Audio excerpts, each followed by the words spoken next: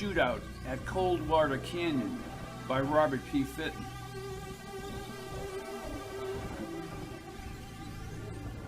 Linda touched the mascara brush to her eyelid as the elevator doors parted. Jack's fat frame squeezed inside. "Good morning, Jack." "Where the hell is Guinness? It's 5 minutes to 8 and he's not in the elevator? Guinness is always such a precise bastard."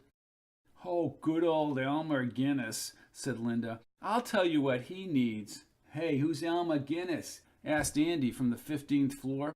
Jack looked at Linda. "You don't know Elmer Guinness? Quiet little Elmer, who leaves his mother's house exactly at 6:45 every morning," said Jack. "Walks like a geek with his briefcase to the bus. He don't even own a car." Linda finished her mascara. "He's a little guy with thinning hair, brown speckled glasses. Confidentially, I think he's got some kind of syndrome." "What are you, a psychiatrist or something?" asked Jack. "Screw you, Jack." Touchy. What side of someone's bed did you get up on this morning?" "That's for me to know and for you not to find out." Jack wedged his round belly between Andy and the wall. "The problem with Guinness is he can't take a joke. When I put that centerfold on his hard drive, he went wild." "His face was bright red," said Linda. "Right, Jack?" Jack's belly laugh was muffled by the tiny elevator. "Oh, yeah. Old Guinness was pretty miffed." "I can't wait to see what happens on the company vacation. Are you going, Andy?" she asked and started filing her nails. The elevator slowed at the 15th floor. "What's the name of the place, Jack? Yestertimes?" "I think you mean yesteryear," said Andy. "Supposed to recreate the Old West." "Sure I'm going, but about time this company paid for something." "I'll get Guinness good this time." "Well, maybe he won't go," said Andy, walking outside. "He'll go, buckaroo," said Jack. "What have you got planned, Jack?" asked Linda as the doors closed. "Oh, I ain't telling you." He moved toward her and brushed his stomach against her dress. "Get the hell away from me, will you, Jack?" "Well, you can't blame a guy for trying." She produced a coy smile. "Not here. Later." Elmer carried the printout from the back office, but slowed when he saw Jack and Linda move out of the elevator. His stomach muscles tightened, and he was not sure if he should retreat into the office. Linda always moved her form-fitting skirt seductively when she approached him. Elmer waited for the low, sultry voice and heavy, dark eyes. "Hi, Elmer." "What an unexpected pleasure, Linda." He smiled tenuously as he shifted his weight from foot to foot as her full-scented perfume surrounded him. She ran her finger along his bow tie. "I was just wondering, Elmer." "Wondering?" "Yes. I was wondering if there's a swimming pool at Yesteryear." Jack leaned his pudgy face around the filing cabinet. "I wanted to try out some of my new swimsuits." I don't know anything about swimsuits. Swimsuits and pools, I don't."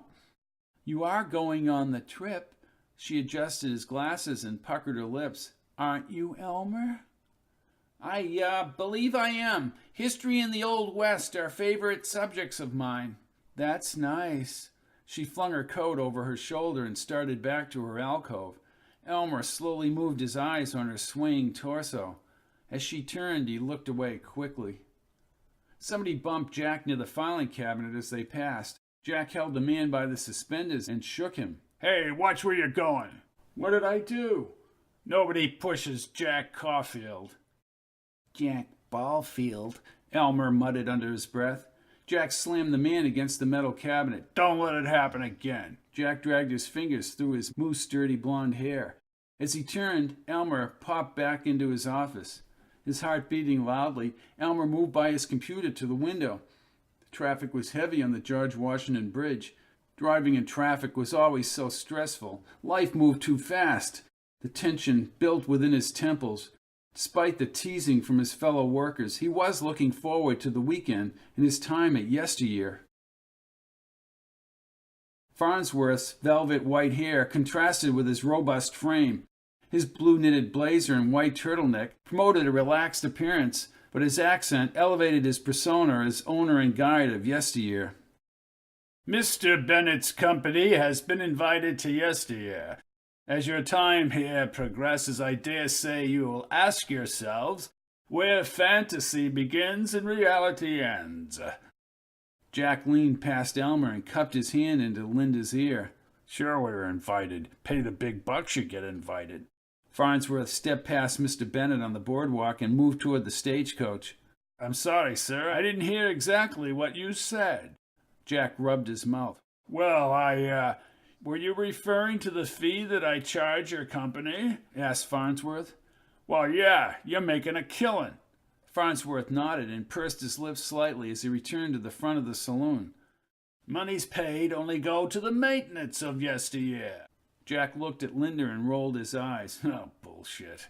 Farnsworth folded his arms.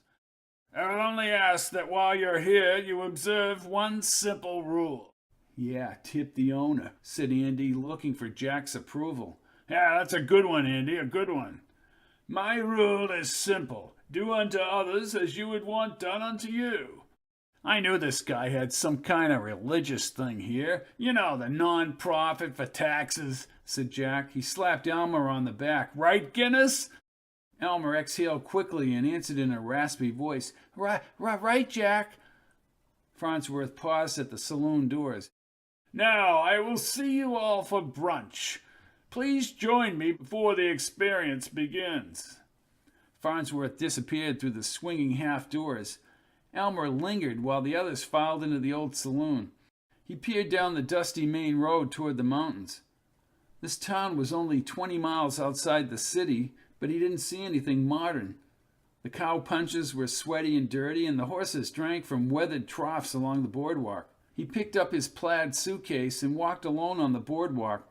A buffet table was spread before the bar, and Jack held a plate loaded with donuts. Linda giggled as Jack waited at the coffee pot. She whispered something to Jack when Elmer moved closer. He waved Elmer forward. Hey, Guinness, down here. Come here, the coffee's fresh. I could use a cup of coffee. Good, good. Elmer walked by the cold cuts and donuts and set his suitcase on the floor as everyone scattered. Jack stood with his cup of coffee and donuts with Linda by the bar. Elmer took out one of the styrofoam cups and placed it under the coffee spigot. He pulled the lever and the steamy black liquid twisted into the cup. The lever seemed loose and he pushed it back, but the coffee kept pouring into the cup. Oh my God! The cup overflowed. Coffee spread over the plastic tablecloth and cascaded onto the wood floorboards. Help me! Help me! Guinness, what the hell are you doing? Asked Mr. Bennett from behind. It's stuck, Mr. Bennett. Oh, really, Guinness? He stepped over to the coffee puddles and fiddled with the lever. I am so sorry. Jack, half-bitten donut in his hand, had fallen into a side chair and was laughing. Everyone was laughing. You did this, Jack. Maintenance people in Western garb raced from the back room and tilted the silver coffee urn upward. Other people appeared with mops, and Elmer stormed over to Jack. What's the matter, Guinness? You ordered the endless cup of coffee? You really annoy me, Jack. Oh, said Jack, turning down his mouth. I annoy him. This was not my fault. Elmer turned. His suitcase sat in a lake of coffee. He ran forward but slipped. He could hear Jack's deep laugh behind him as he looked up at Mr. Bennett. I am not going to put up with him any more. What are you babbling about, Guinness? Coffee dripped from the bottom of his suitcase. He closed his eyes briefly and stomped outside. When he reached the boardwalk, he hit the suitcase against the wood several times. Farnsworth emerged from the salon. Are you all right, Mr. Guinness? I think so, he said, brushing the coffee from his shirt. A dirty trick. Yes, Jack is noted for his dirty tricks. Retaliate. Oh, no, I don't believe in violence of any kind. If I act violent or retaliate, I'm no better than he is. Farnsworth nodded. Surely there are times when you must meet evil forces head on. I have to work with these people. I have to roll with the punches. Why? I agree we all have roles to play, and I agree violence is not always the answer. You're in a rut. Rolling with the punches is hazardous to your health. It is? Yes, I'm glad you're here. Very glad indeed. Elmer, in new white chaps and a black and white fuzzy vest, leaned back on the bench across from the hotel. He positioned himself behind a wood porch support. Jack fit tightly into his dark pants, leather vest, and black shirt, and he placed his boot on the boardwalk. He dragged the spur along the wood and laughed. Ha ha! Then he adjusted his dark Stetson and drew his gun. Andy opted to don the garb of the town's lawyer and checked his pocket watch at the end of a long gold chain. They both turned as Linda and a few of her girlfriends walked from the hotel dressed as saloon girls with low-cut, bright satin dresses and wide-curled hair. Jack pointed toward Elmer. He walked ahead of the others as if he were going to draw his gun. Elmer stood and backed up against the barber-shop window. When Jack reached the edge of the boardwalk, he quickly yanked out a pearl-handled gun from his side holster. Bang! Bang, Guinness! Draw your gun, Elmer, said Linda. Elmer fiddled with the long-handled gun, finally lifting the heavy weapon up, but Jack pointed his gun. Liquor reeked on his breath, and his eyes were already bloodshot. You better practice your draw, boy. Bang! Bang! He's a little late, said Linda, placing her hand on her hip. Elmer tried not to stare at her propped-up breasts. Jack pretended to blow smoke out his barrel. Story of his life. Hey, Guinness, you look like a cow in that vest. Pink shirt, pretty tough. You all think you're so funny. Linda moved next to him and put her arm around him. You want to be my date, Elmer? Date? He asked, swallowing. Farnsworth in his blue blazer and white turtleneck appeared behind the post. I hope you will all find the accommodations here realistic. Sure scared the hell out of Guinness, said Jack. Imagine yourselves not in New York, but on the high plains of Wyoming Territory. 1869. Jack put his weapon back in the holster. Slick, real slick, Farnsworth. Excuse me? Fire your guns, blanks, of course. Remember that, Guinness. I know how trigger-happy you can be. Believe me, you really are back in 1869. Jack waited until Farnsworth had walked out of sight around the adjacent building. 1869, my ass. You can still see the radio tower out there on the hill. Elmer adjusted his glasses and squinted. The narrow red and white tower extended skyward atop the rounded hill behind the church. Then don't look at it. You telling me what to do, Guinness? Jack drew his gun again. Bang! Bang! Bang! Who, me?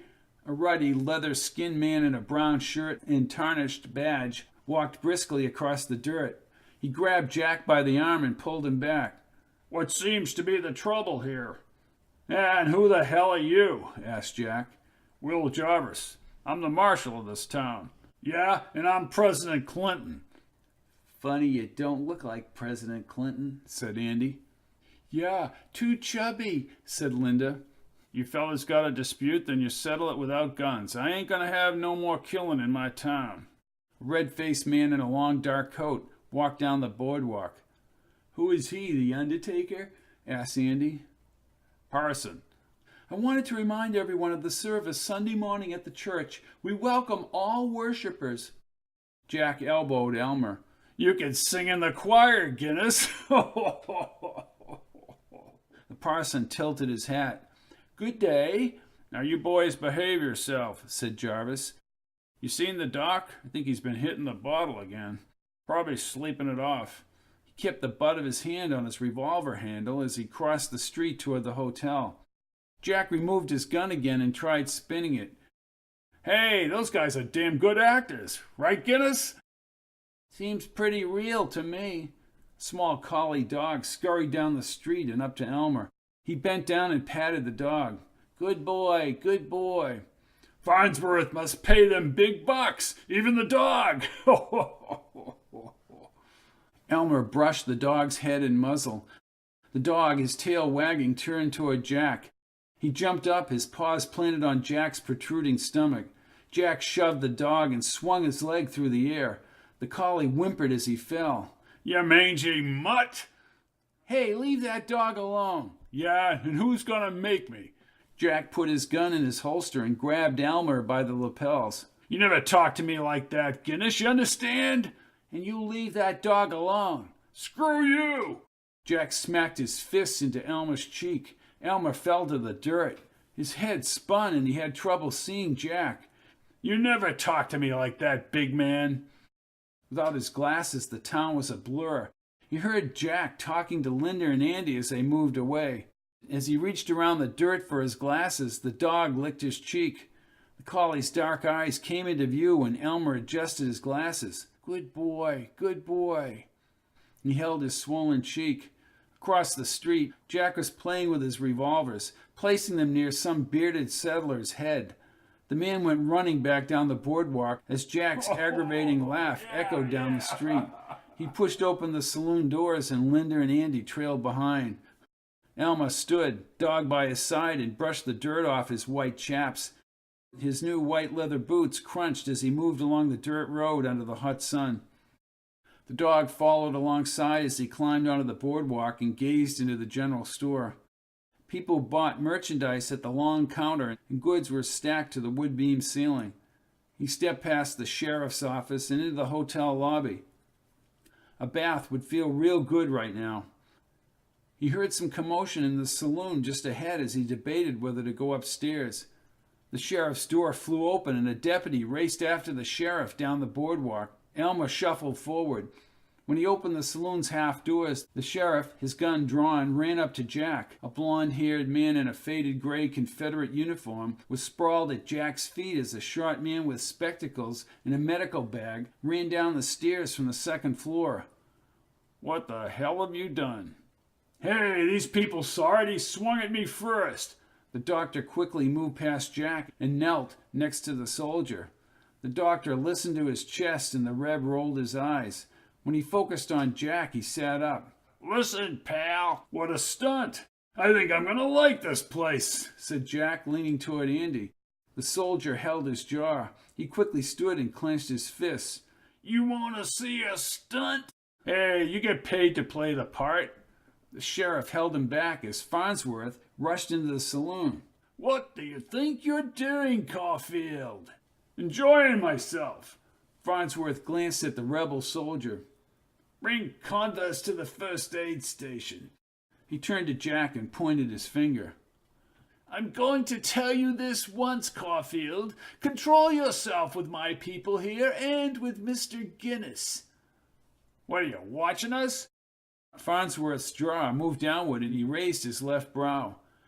"Do not challenge me or you'll regret it." "Oh, really?" asked Jack, nodding and opening his mouth. He lifted a beer to his lips. "Yeah, you look like a tough guy, too." Farnsworth furrowed his brow and stepped toward him. "You've been bullying people all your life, Jack. Maybe it's time to come to terms with your own actions. Who the hell do you think you are? A man who has your life in the palm of his hand." He stared into Jack's eyes and then reversed direction across the saloon's wood floorboards. Jack watched him through the exit doors and turned to the others. "Screw him. We're going to have a good time here. Drinks are on old Jack." The oil lamps shone through the smoky haze and the light flickered over the saloon's dance hall and gambling room walls.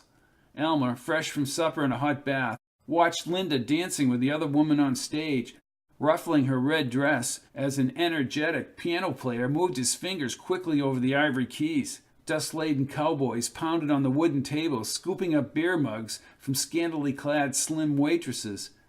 Elmer stared into the mirror at the more subdued brown-vested outfit he had donned after the hot bath. He adjusted his large Stetson. Maybe Jack wouldn't poke fun at the more traditional clothing. Across the hall, away from the piano player, a single shielded metal lamp hung over a green felt table. Jack was nestled between two buxom women with blue ribbons in their curls. He held a slew of red-back cards and smoked a stubby cigar. Converse, still in his gray Confederate uniform, stood in the shadows near the front frosted windows and studied Jack's every move. Across the room, the sheriff watched the dance show, but kept a steady eye on Jack at the poker table. Andy threw money on the stage. Linda grabbed the bills and stuffed it between her breasts. Elmer looked back to the gambling table. Jack had muttered something to the soldier. Elmer tiptoed along the wall so he could hear better. "She's my girl," said the rebel, pointing to the blonde on Jack's right. "Well, ain't that too bad, Converse? You better watch him," he told the well-dressed man at the head of the table. "That bastard's won every hand up till now." "Well, I have 3 kings," said the man, and he spread his cards out on the green felt.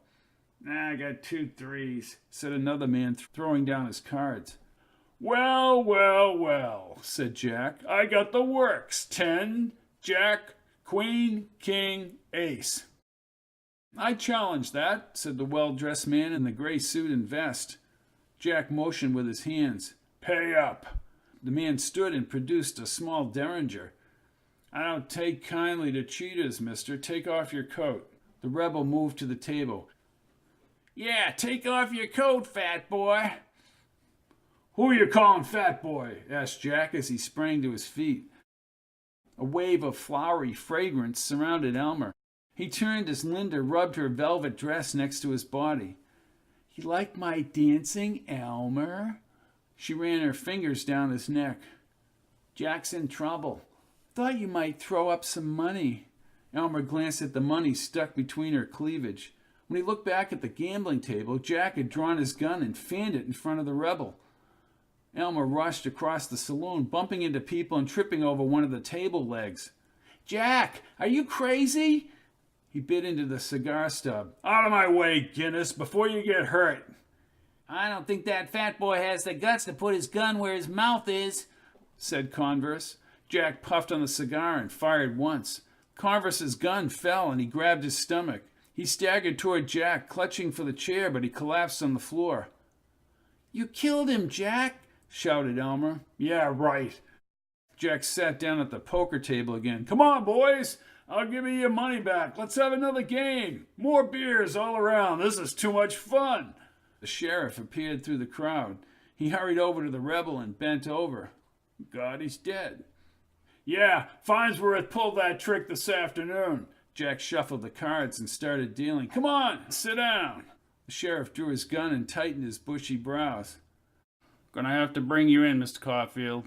"Okay, I'll bite," said Jack, still dealing. "You want to lock me up for the night? Hey, this is the Old West, right?" "What happened?" asked Andy, moving toward Linda. "Oh, Jack just killed the Reb soldier, Converse," she said in a low voice, and then laughed.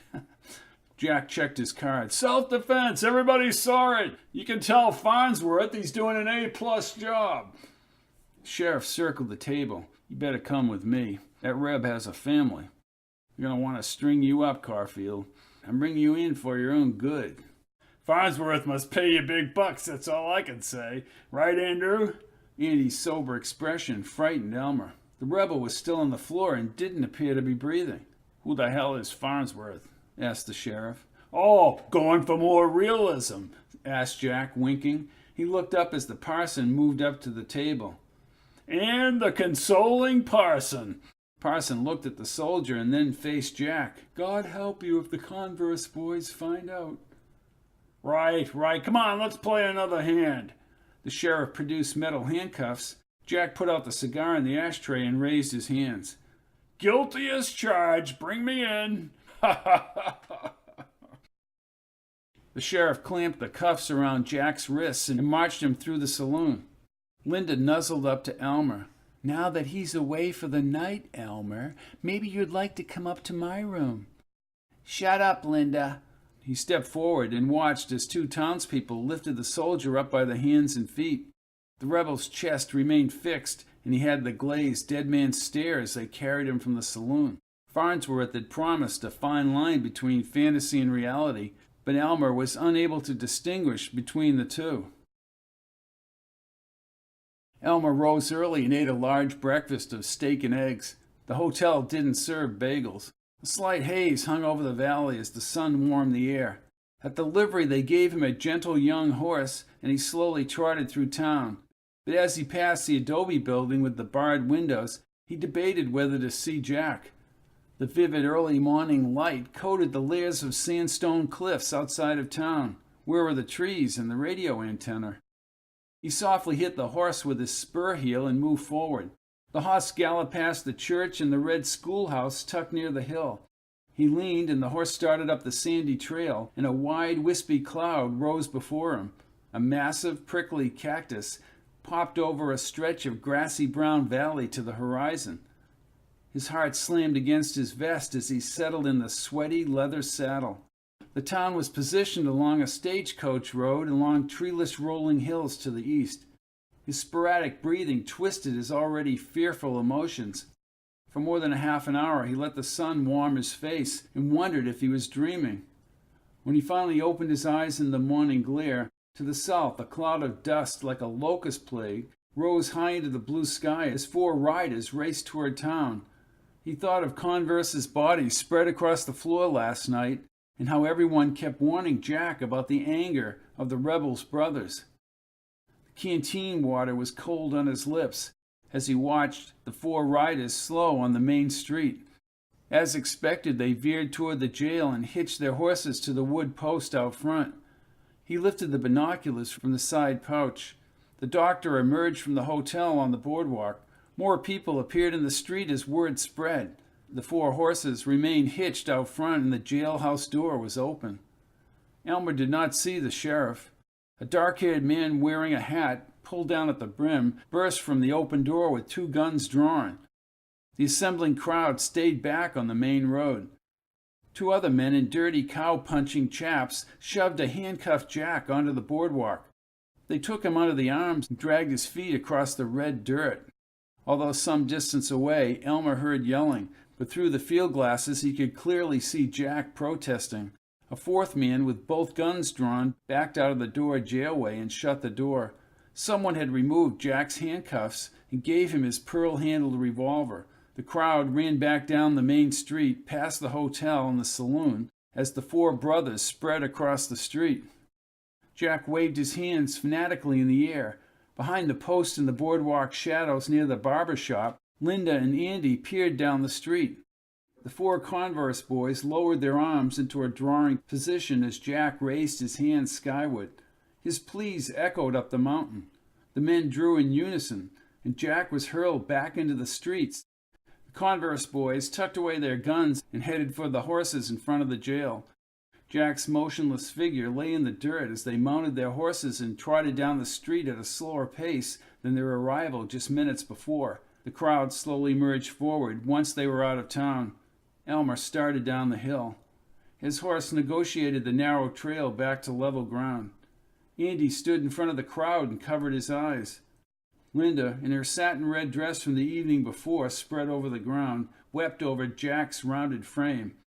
Red, crusty holes perforated Jack's black shirt. His eyes were closed, and his large face flattened in death. Linda looked up, her mascara drained over his cheeks. "Oh, Elmer, we can't find Farnsworth. This is real." "Elmer, what do we do?" asked the red-eyed Andy. Elmer looked at Jack one final time as the collie dog ran up to the horse. His saddlebags were fully packed, and he turned his horse west again.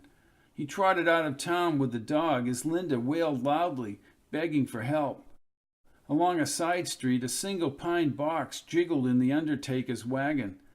Outside of town, Elmer Guinness took a deep, clear breath as the breeze warmed his face.